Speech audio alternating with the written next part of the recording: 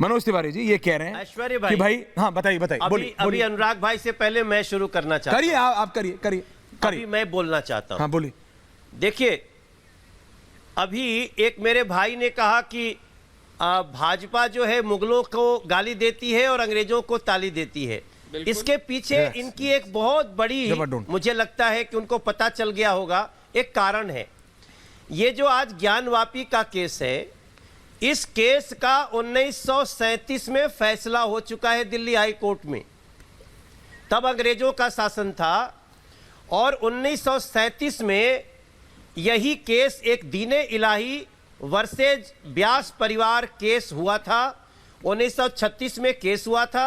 1937 में Allahabad high court ने फैसला दिया था कि केवल जो नमाज की जगह जिसको विवादित माना गया, उसके अलावा सारी जमीन को व्यास परिवार को दे दिया गया। ये जो तहखाना है, जो अगल बगल की लैंड है, इस पे तो कोर्ट ने पहले से फैसला दे दिया है। इसलिए आज ये भी बहस होना चाहिए कि क्या ये केस चलाने लायक भी है। जहां का विवाद है वो विवाद कोर्ट में समाप्त होगा। इसलिए उन्होंने शायद वो नहीं जानना चाहते हैं कि तत्कालीन एक अंग्रेज अधिकारी ने स्पष्ट रूप से उसमें हलफनामा लगाया है कि ये जगह व्यास परिवार की है और इस पे कोई भी मस्जिद नाम की कभी चीज नहीं रही।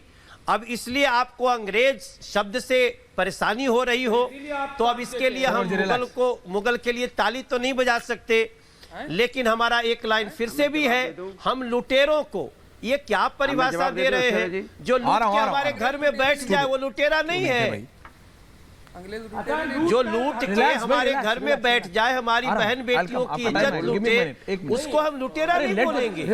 ये कौन सी परिभाषा है? इसलिए अनुराग भाई से मेरी उम्मीद है कि अनुराग भाई इन प्रश्नों पे अपना विचार जरा दीजिए अनुराग भदौरिया जी, और फिर मैं आ रहा हूं आपके पास, फिर आ रहा हूं।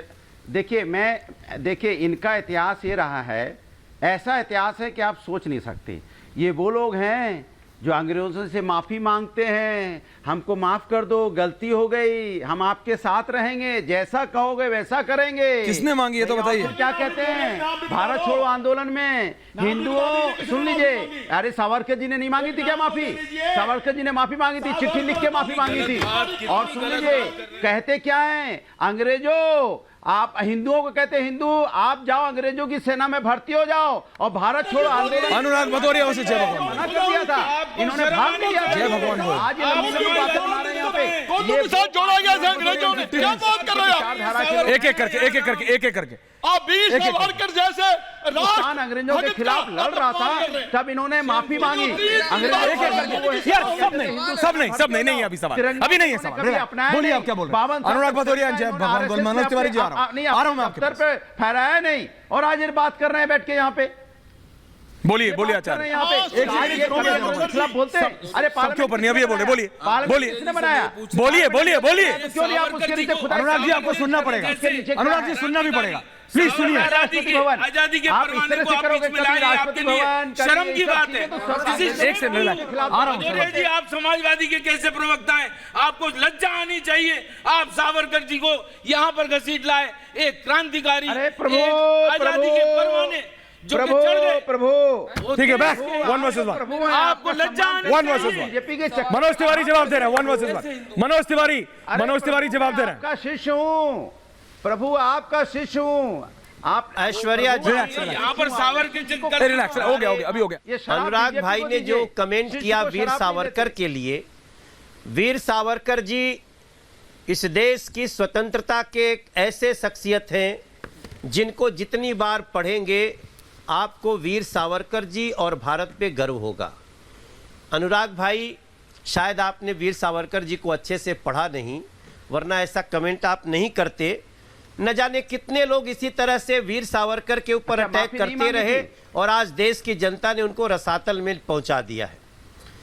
मैं बताया ना कि ये सारी बातें इस तरह से कहना, वो इस देश के वीर थे, वो इस देश के स्वतंत्रता सेनानी थे और उन्होंने जो किया आज उसके कारण वही विचारधारा आज भारत में ऐसे खिली है कि नरेंद्र मोदी जी के पीछे पूरी दुनिया खड़ी है। बिल्कुल। लेकिन मैं आपको एक बात और भी कहना चाहता हूं, हमने 1501 कानून जो अंग्रेजों ने बनाए थे अनुराग जी, उसको हमने समाप्त कर दिया। पहले हमको अटेस्ट कराने के लिए भी राजपत्रित अधिकारी के पास जाना पड़ता था। पहली बार इस देश में हुआ, इस देश की जनता पे विश्वास है। अगर हमारे जवाद भाई भी कुछ लिख के दे दें, उन्हीं की बात मानी जाएगी। आप अपना सेल्फ डिक्लेरेशन करिए। हमारे एम भाई कोई लिख दे। इसलिए अंग्रेजों का क्या हाल हुआ ये आप जानते हैं, और आज कैसे पूरी दुनिया भारत के पीछे खड़ी है ये भी आप देख रहे हैं। स्वीकार कर ले तो ठीक है, नहीं तो भारत तो चल पड़ा। यही अनुराग भदौरिया, यही मैं मनोज भाई आपको समझाना चाहता हूं। ये संयुक्त भारत है, हिंदू मुस्लिम सिख ईसाई अगड़े पिछड़े मिलके रहते हैं। अंग्रेजों को मारा था मुक्का, अंग्रेज भाग गए यहां से क्योंकि ताकत थी। आप इस मुक्के को तोड़ देना चाहते हो, इसको अलग अलग कर देना चाहते हो, हिंदू अलग मुस्लिम अलग सिख अलग, जात ये फब तल के तोड़ दोगे। एक उंगली किससे लड़ेगी, किससे लड़ेगी? इसलिए आप इसको क्यों खत्म करना चाहते हो? ये